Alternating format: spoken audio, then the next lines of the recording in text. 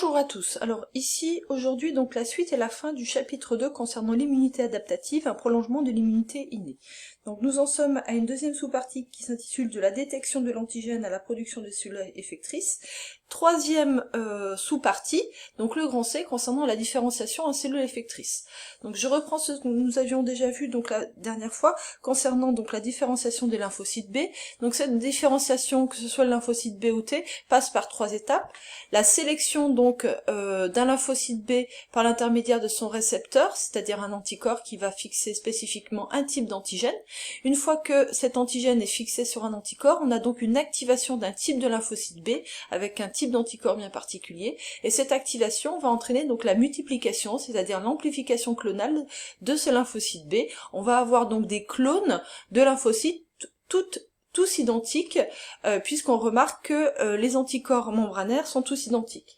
Pour partie, vous avez donc des lymphocytes B qui vont se différencier en plasmocytes. Donc on a donc des cellules qui possèdent donc un appareil cellulaire un petit peu différent. On a un noyau qui est plus petit, on a un appareil de Golgi et un équipement enzymatique qui permet donc de produire des protéines et notamment de produire donc des anticorps libres à l'extérieur donc du plasmocyte. Donc on a des plasmocytes qu'on appelle donc sécréteurs d'anticorps. Pour autre partie, vous avez donc une partie des lymphocytes B qui vont constituer ce qu'on appelle des lymphocytes B mémoire, et on verra ça donc quand on travaillera sur le répertoire immunitaire et sur le chapitre concernant la vaccination. En ce qui concerne la différenciation des lymphocytes T, vous avez donc dans votre livre un document identique à celui-là, il s'agit du document 2, page 319. Ici, on va retrouver à peu près les mêmes étapes, donc d'activation, de multiplication clonale et de différenciation, à la différence ici que les lymphocytes T, les lymphocytes T8 en l'occurrence, donc vont détecter donc les CMH des cellules présentatrices d'antigènes par l'intermédiaire de leur récepteur T. De la même manière que les lymphocytes B, on a donc des récepteurs T ici qui sont complètement différents les uns des autres, et on a donc une CPA qui va venir activer un récepteur T en particulier, et donc activer un lymphocyte T8 en particulier. Une fois que ce lymphocyte T8 est activé, eh bien il va se multiplier par mitose. On obtient donc des clones de lymphocyte T8 avec le même motif moléculaire au niveau du récepteur T. On a ici ce même site de fixation, de reconnaissance du récepteur T. Idem ici, on a une partie donc des lymphocytes T8 qui vont se différencier cette fois-ci en lymphocytes TC, c'est-à-dire lymphocytes T cytotoxiques, c'est-à-dire qu'ils vont donc pouvoir détruire des cellules qui sont infectées. Et pour partie, vous avez donc ces lymphocytes T cytotoxiques qui vont constituer aussi donc la mémoire immunitaire. Donc là, on vient de voir que les lymphocytes T8, une fois qu'ils sont activés, ils ne sont pas encore actifs, ils ont besoin de se différencier en lymphocytes T cytotoxiques. On a donc une population de lymphocytes T cytotoxiques qui, eux, sont capables donc d'éliminer une cellule infectée. Nous allons voir un autre type donc de lymphocytes, ce sont les lymphocytes T4. Alors les lymphocytes T4, ils sont produits de la même manière que les lymphocytes T8 par les étapes donc que nous avons vues précédemment, donc d'activation par les récepteurs T parce qu'ils possèdent aussi donc des récepteurs T, donc amplification clonale et ensuite différenciation. On a donc des T4 qui deviennent donc des lymphocytes T4 activés. Et quand ces lymphocytes T4 deviennent activés, eh bien ils produisent une molécule qu'on appelle l'interleukine. Alors, ici vous avez un lymphocyte T4, on a un lymphocyte T4S, peu importe du S, c'est un lymphocyte T4 avec son récepteur T qui reconnaît donc une cellule qui est donc une cellule présentatrice d'antigènes, donc elle a son CMH qui a été modifié puisqu'elle a été infectée donc par un virus, et une fois que ce lymphocyte T4 est activé, eh bien il va produire donc ce qu'on appelle l'interleukine, ce que nous voyons ici avec les flèches en rose. Cette interleukine, eh bien elle va entraîner une activation des autres lymphocytes, notamment les lymphocytes T8. Une fois que ces lymphocytes T8 sont activés par la détection donc d'une CPA, qu'ils se différencient en lymphocytes T cytotoxiques, et bien l'interleukine vient donc amplifier cette différenciation. Donc on voit que le lymphocyte T8 se différencie en lymphocyte T cytotoxique, donc toxique pour les cellules. D'autre partie, le lymphocyte T4, par l'intermédiaire de la production d'interleukine, va aussi activer donc les lymphocytes B, et notamment la différenciation des lymphocytes B en plasmocytes sécréteurs d'anticorps. En soi, les lymphocytes T4 n'ont pas un rôle direct dans l'élimination donc des cellules infectées, mais ils ont un rôle pivot du système immunitaire, c'est-à-dire qu'ils vont activer, ils ont suractivé, ils vont amplifier donc la réponse immunitaire en activant par l'intermédiaire des interleukines les lymphocytes T8 et les lymphocytes B en plasmocytes sécréteurs d'anticorps. On va distinguer, on va comprendre ce rôle pivot des lymphocytes T4 grâce aux documents que vous avez dans votre livre, à la page 322-323. Pourquoi? Parce que ce sont des documents qui traitent d'une maladie, la maladie SIDA, qui est liée, qui est due donc à un virus, qui est le virus VIH, virus de l'immunodéficience humaine, donc responsable de la maladie SIDA, qui est le syndrome de l'immunodéficience acquise. Donc un virus, qu'est-ce que c'est? Vous avez donc une photographie ici. Il faut comprendre qu'un virus est une boîte avec du matériel génétique. Donc on l'a ici. Vous avez donc le matériel génétique chez le VIH, c'est de l'ARN et non pas de l'ADN, mais un ARN viral, entouré donc d'une double couche de protéines qui forment donc cette enveloppe, et on verra plus particulièrement l'intérêt donc de cette protéine virale qui s'appelle la GP120, qui fait partie finalement de l'enveloppe de votre virus. Donc c'est un modèle très simple, un virus, c'est une boîte avec du matériel génétique, et il faut comprendre que le virus, ce n'est pas un matériel vivant. Pourquoi ce ne fait pas partie du monde vivant? Parce qu'un virus n'est pas capable de se diviser seul, il a besoin donc de spolier l'équipement enzymatique, de parasiter finalement, de contaminer une cellule pour pouvoir donc se multiplier à l'intérieur de cette cellule. Ici, on retrouve un petit peu les quelques étapes d'infection donc du virus VIH sur une cellule hôte, c'est-à-dire une cellule cible du VIH. Quelles sont les cellules cibles du virus VIH? On voit qu'ici, sur cette photographie, vous avez donc le virus qui vient venir se fixer, finalement s'accrocher à la membrane plasmique d'une cellule hôte. Et les cellules hôtes donc du VIH, les cellules cibles, ce sont les lymphocytes T4.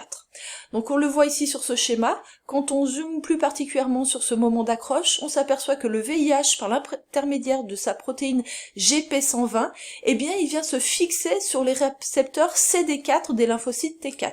Pour rappel, les lymphocytes T4, ce sont donc de grosses cellules du système immunitaire avec un gros noyau, qui possèdent des récepteurs T, d'où le terme de lymphocyte T, mais en plus des marqueurs CD4, d'où le terme de lymphocyte T4. Et donc c'est par l'intermédiaire de ces récepteurs CD4, dont on n'a pas encore entendu parler, que la protéine GP120 du VIH vient s'accrocher.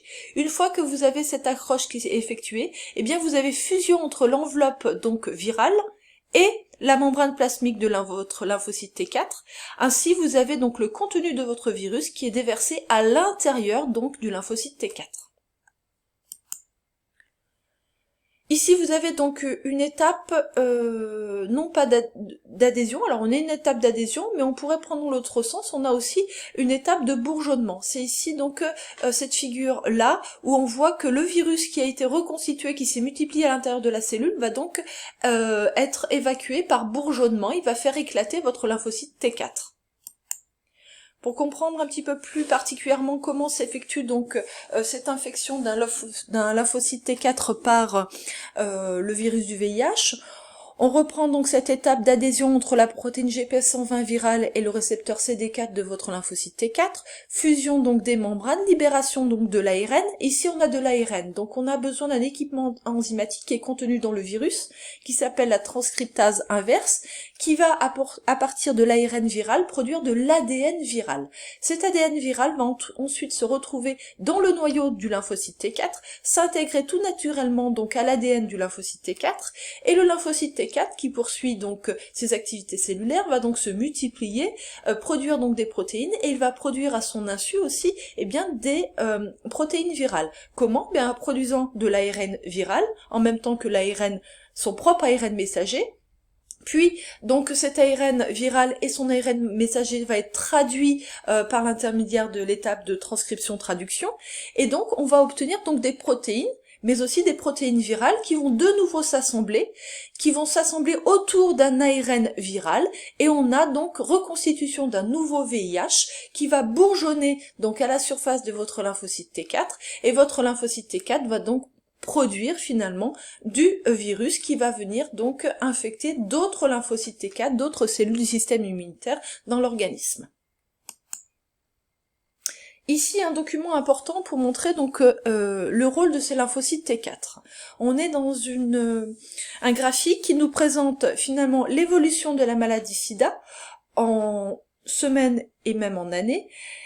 Et vous avez donc aussi la quantité donc en rouge de charge virale, c'est-à-dire de virus, de VIH, en vert de lymphocytes T4, en bleu les lymphocytes T cytotoxiques, les lymphocytes T8 finalement, et en rouge, en violet, pardon, vous avez les anticorps anti-VIH qui sont produits par les lymphocytes B.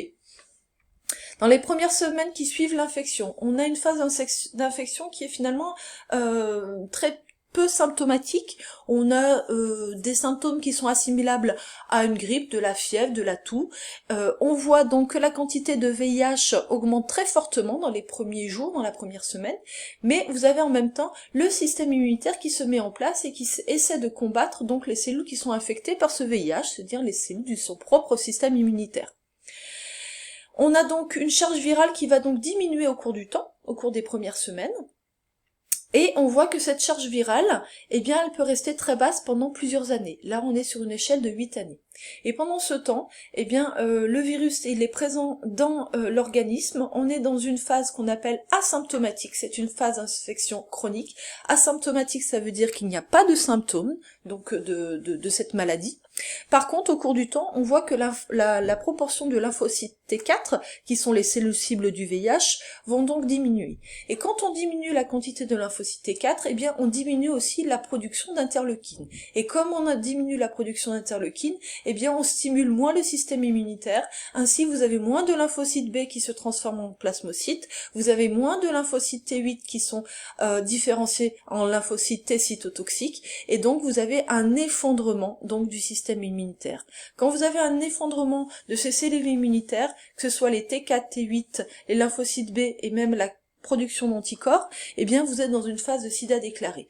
Et lorsque finalement on rentre dans cette phase de sida déclarée, le système immunitaire est affaibli, on est ce qu'on appelle immunodéprimé, d'où le terme d'immunodéficience, eh bien vous allez donc rentrer dans une phase de sida déclarée, c'est-à-dire que l'individu va donc souffrir de maladies dites opportunistes. Alors que sont ces maladies dites opportunistes ?